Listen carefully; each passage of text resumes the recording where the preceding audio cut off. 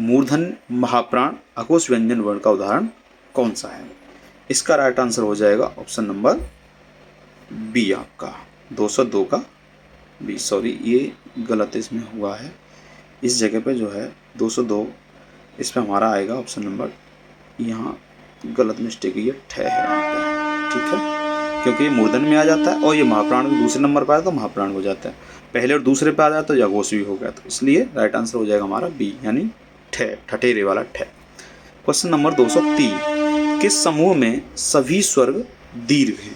तो इसका जो राइट आंसर हो जाएगा आपका डी, ये सब आपके दीर्घ में आते हैं, ठीक है। क्वेश्चन नंबर 204, मूर्धन्य अल्पप्राण घोष व्यंजन वर्ण का उदाहरण कौन सा है?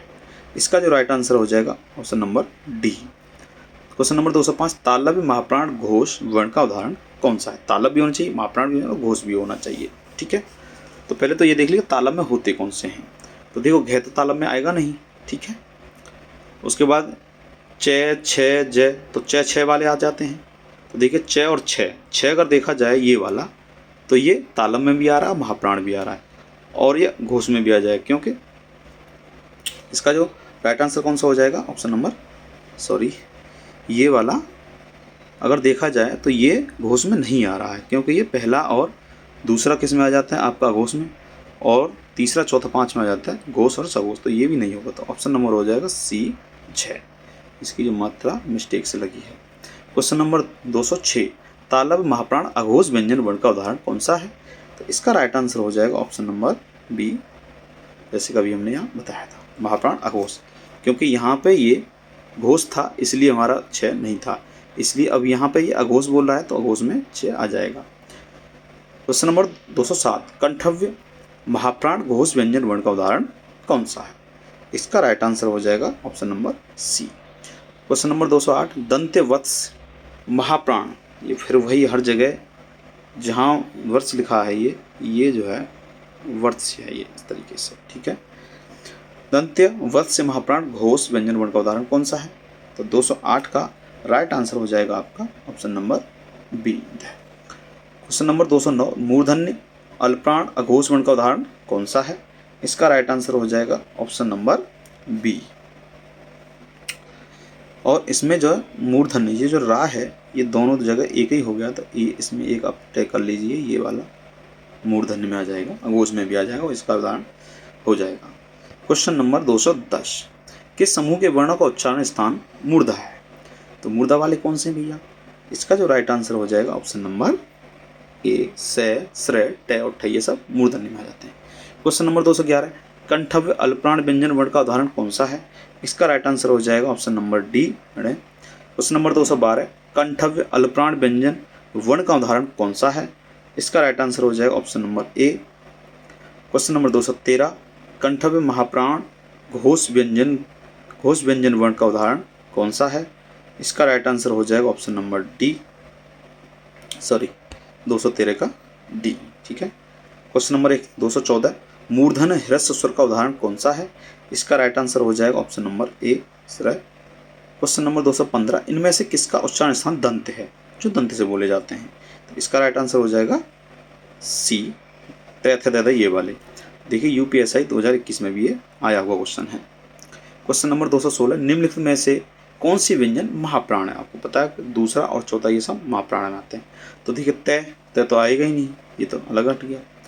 क्वेश्चन नंबर 216 का राइट आंसर हो जाएगा ऑप्शन नंबर डी, से और है, ये तीनों जो ऊष्म व्यंजन हैं तीनों ये महाप्राण में आते हैं, ठीक है। क्वेश्चन नंबर 217, निम्नलिखित में से किस व्यंजन का उच्चारण तालु से होता है? इसका राइट आंसर हो जाएगा ऑप्शन नंबर सी, जैसे। क्वेश्चन नंबर 218, ओष्ठ्य स्पर्श व्यंजन और अल्पप्राण अघोष वर्ण कौन सा है? इसका राइट आंसर हो जाएगा ऑप्शन नंबर आपका डी, पे। ये ओष्ठ में भी हो गया, स्पर्श व्यंजन भी होगा, अल्पप्राण भी हो गया, क्योंकि पहला है, और अघोष में भी आ गया, पहला और दूसरा अघोष में आ जाते हैं, ठीक है, और अल्पप्राण पहला, तीसरा, पांचवा, इस तरीके से।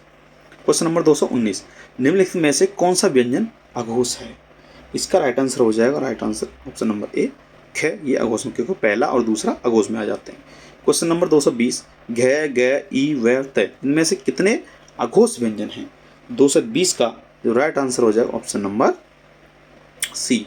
अब कैसे कहेंगे अघोष कैसे हैं, देखिए पहले में क्या आता है, कै खे गे तक ऐसे जाएंगे तो अघोष कौन से होते हैं, पहले और दूसरे, कै खे गे, तो ये तो है नहीं, घ इसमें है नहीं, ग इसमें है नहीं, पै फै बै भै ये रह ले वे ऐसे करके तै थे दै धै तै भी इसमें आ गया, तो इस तरीके से में 2 आ जाएंगे। ठीक है, क्वेश्चन नंबर 221, इनमें से कौन सा वर्ण अघोष है।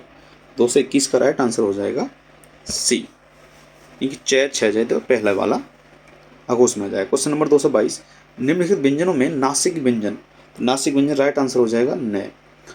क्वेश्चन नंबर 223, हिंदी में अल्पप्राण वर्णों की संख्या कितनी है। इसका राइट आंसर हो जाएगा option number B 30। Question number 224, इनमें से किस शब्द में री की मात्रा का उपयोग हुआ है, तो इसका राइट आंसर हो जाएगा ए वृष्टि। क्वेश्चन नंबर 225, अनुनासिक स्वरों का उच्चारण स्थल कौन सा है। इसका राइट आंसर हो जाएगा 225 का हो जाएगा ऑप्शन नंबर आपका ए नाक और मुंह। क्वेश्चन नंबर 226, इनमें से किस से शब्द का आरंभ नहीं होता है।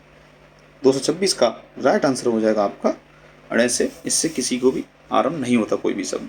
क्वेश्चन नंबर 227, कौन से वर्ग के सभी व्यंजन अल्पप्राण है, और अल्पप्राण कौन से होंगे भैया, पहला किसी भी 5 अक्षरों में से पहला, तीसरा और 5 में, ये कौन से होंगे आपके अल्पप्राण होंगे।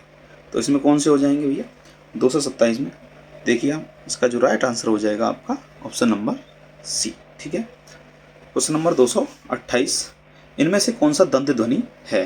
राइट आंसर हो जाएगा ऑप्शन नंबर ये जो है, तो देखिए तै थे दै धै न, ये कौन से होते हैं, ये दंत होते हैं, तो इसका राइट आंसर हो जाएगा बी। क्वेश्चन नंबर 229, किसका उच्चारण स्थान दंत है। दंत कौन से हो जाएंगे भैया, इसका जो राइट आंसर हो जाएगा वो हो जाएगा आपका न। ठीक है, क्वेश्चन नंबर 230, निम्नलिखित में से कौन सा घोष वर्ण है। इसका जो राइट आंसर हो जाएगा वो हो जाएगा आपका सी, यानी कि घोष वर्ण हो जाता है मैं। 231वां क्वेश्चन है, फे का जो उच्चारण स्थान है वो क्या हो जाता है, पै फै बै भै, ये कौन से हो जाते हैं आपके, तो इसका राइट आंसर हो जाएगा आपका ओष्ठ ध्वनि। ठीक है, क्वेश्चन नंबर 232, कौन सा वर्ण उच्चारण की दृष्टि से दंत नहीं है। 232 का राइट आंसर हो जाएगा ऑप्शन नंबर सी, ये दंत नहीं क्योंकि ये मूर्धा में आ जाता है।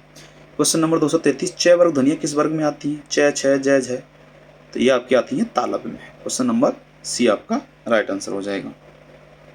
अगला क्वेश्चन 234, इनमें से तालव्य व्यंजन का उदाहरण कौन सा है। तो तालव्य कौन सा हो जाएंगे, च छ जय झ, तो ऑप्शन नंबर डी आपका सही हो जाएगा। क्वेश्चन नंबर 235, स ध्वनि का उच्चारण स्थान इनमें से कौन सा है, तो इसका जो राइट आंसर हो जाता है जो ये वाला, इसको हम बोलते हैं तालव्य से। क्वेश्चन नंबर 236, व्याकरण का वह विभाग जिसमें शब्द के भेद, रूप, बनावट आदि का वर्णन होता है वो क्या कहलाता है। इसका राइट आंसर हो जाएगा आपका शब्द विचार। क्वेश्चन नंबर 237, वर्णमाला का कौन सा अक्षर पुल्लिंग नहीं है। इसका जो राइट आंसर हो जाएगा वो हो जाएगा बी, ई और ई, ये दोनों पुल्लिंग नहीं है, ये स्त्रीलिंग बन जाते हैं। क्वेश्चन नंबर 238, केवल मुंह से बोले जाने वाले सस्वर वर्णों को क्या कहते हैं। इसका जो राइट आंसर हो जाएगा वो हो जाएगा निरनुनासिक स्वर। क्वेश्चन नंबर 239, एक के उच्चारण में और की सहायता ली जाती है, रिक्त स्थान हेतु सही विकल्प चुनिए। तो एक के उच्चारण में किसकी सहायता ली जाती है, कहने का मतलब ये है, तो इसका जो राइट आंसर हो जाएगा ये हो जाएगा आपका ऑप्शन नंबर डी, कंठ और तालु की सहायता ली जाती है एक उच्चारण में।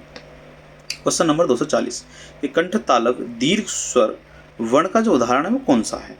तो इसका जो राइट आंसर हो जाएगा ऑप्शन नंबर डी ए, है ना। ठीक है, तो क्वेश्चन नंबर 241, इनमें से किस वर्ण का उच्चारण स्थान कंठ तालु है। तो इसका जो राइट आंसर हो जाएगा ऑप्शन नंबर बी ए। क्वेश्चन नंबर 242, कंठोष्ठ दीर्घ स्वर वर्ण का उदाहरण कौन सा है। 242 का राइट आंसर हो जाएगा ऑप्शन नंबर बी अब। क्वेश्चन नंबर 243, ओष्ठ दीर्घ स्वर का उदाहरण कौन सा है। इसका जो राइट आंसर हो जाएगा आपका, इसका हो जाएगा ऑप्शन नंबर डी ओ, ये ओष्ठ दीर्घ स्वर में आते हैं। क्वेश्चन नंबर 244, री ध्वनि किस वर्ग के अंतर्गत आती है। इसका जो राइट आंसर हो जाएगा आपका ऑप्शन नंबर सी हो जाएगा। क्वेश्चन नंबर 245, मूर्धन्य स्वर, मूर्धन्य स्पर्श सघोष नासिक अल्पप्राण व्यंजन कौन सा है? यानी कि मूर्धन्य भी हो, स्पर्श भी हो, सघोष नासिक की भी हो और अल्पप्राण भी हो। इसका राइट आंसर हो जाएगा option number A. Question number 246, इनमें से किन वर्णों को व्यंजन कहा जाता है? 246 का जो राइट आंसर पढ़िए, जिनका उच्चारण स्वरों के वर्णों की सहायता से किया जा सके उन्हें हम व्यंजन कहते हैं। इसका ये राइट आंसर है। इनमें से कौन सा व्यंजन ऊष्म व्यंजन है? जैसे हमने पहले ही बताया, 3 से और है, ये 4 जो है ऊष्म व्यंजन में आ जाते हैं। तो इसका राइट ऑप्शन हो जाएगा ए, यानी कि है। 247, अगले चलते हैं 248 पे। निम्नलिखित व्यंजनों में नासिक व्यंजन कौन सा है? तो नासिक व्यंजन कौन सा है? 248 का जो राइट आंसर हो जाएगा आपका ऑप्शन नंबर ए, ये नासिक व्यंजन में आ जाता है। क्वेश्चन नंबर 249, ह्रस्व दीर्घ व दीर्घ इनमें से किसके प्रकार हैं? इसका जो राइट आंसर हो जाएगा ऑप्शन नंबर ए, ये स्वर के प्रकार हैं। क्वेश्चन नंबर 250, इनमें से कौन सा ऊष्म व्यंजन है? Right answer C. 251, होठों की आकृति के आधार पर निम्न में से कौन सा अवृत्तमुखी स्वर है? इसका राइट आंसर हो जाएगा ऑप्शन नंबर ए, यानी कि ई। क्वेश्चन नंबर 252, निम्नलिखित प्रश्न में 4 विकल्पों में से उस सही विकल्प का चयन करें जो वर्ण स्वर की सहायता से बोले जाएं, उन्हें क्या कहते हैं? जो वर्ण स्वर की सहायता से बोले जाते हैं उनको हम कहते हैं व्यंजन। ठीक है। क्वेश्चन नंबर 253, निम्नलिखित प्रश्न में 4 विकल्पों में से उस सही विकल्प का चयन करें जो बताता है कि व्यंजन को स्वर रहित दिखाने के लिए किस चिन्ह का उपयोग किया जाता है। इसका राइट आंसर हो जाएगा आपका ऑप्शन नंबर सी, हलंत। आपका लास्ट क्वेश्चन है आज का कि स्वर रहित व्यंजन जब स्वर सहित व्यंजन से मिलता है तब वह क्या कहलाता है? इसका राइट आंसर हो जाएगा ऑप्शन नंबर ए, सही। तो ये था हमका आज का सेक्शन। अगर आप इसे पूर्ण कर लेते हैं, एक भी क्वेश्चन मैं समझता हूँ अब नहीं छूटेगा आपका। तो इसे बार बार आप रिवीजन और एक बार कर लेंगे तो आपका ये कंटेस्ट हो जाएगा। मैं गारंटी देता हूँ वर्णमाला से आपका ये भी क्वेश्चन नहीं छूटेगा। तो जय हिंद मेरे प्यारे साथियों, नमस्कार, और अपनी तैयारी जोरों शोरों से करिए। Thank you.